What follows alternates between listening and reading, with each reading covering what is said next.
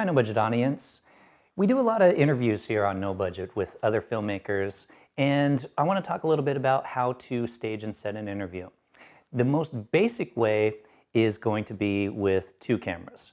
So right now I've got one camera pointing right at me. This is a very common way to do it, especially you'll see this in scenarios of documentaries where a person is often talking to somebody off camera and you don't see the person that they're talking to off camera, you just see the person being interviewed.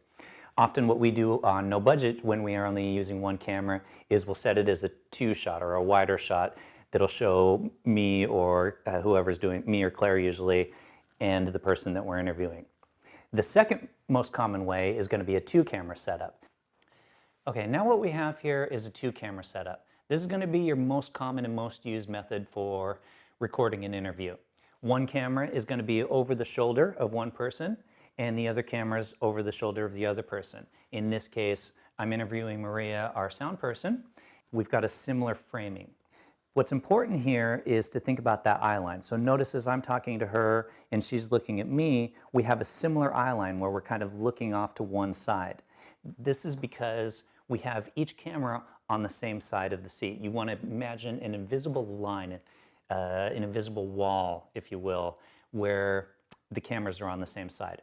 What happens is, if you break this rule, you get a video that doesn't necessarily look quite right. And let me show you what I'm talking about. Okay, ignore the fact that you can see the cameras because they technically could be moved to where they're not visible. The important thing to note here is before, Maria was looking to screen right.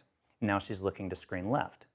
And so this camera over here is this way, this camera is this way, and we've now crossed that line. And it feels awkward, it feels off when you're doing an interview this way. That's all that is. All right, last one here is we could either do a single camera as a wide shot, or in this case, let's say a third camera. This is going to be your wide shot, your establishing shot of the two of us.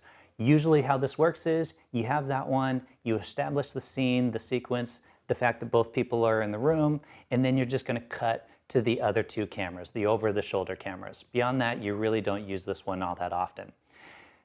That, in essence, is the basics of doing a standard camera setup for an interview. You can, of course, play with lighting, you can play around with height, level, whatever, a little bit if you want, but use this as your starting point.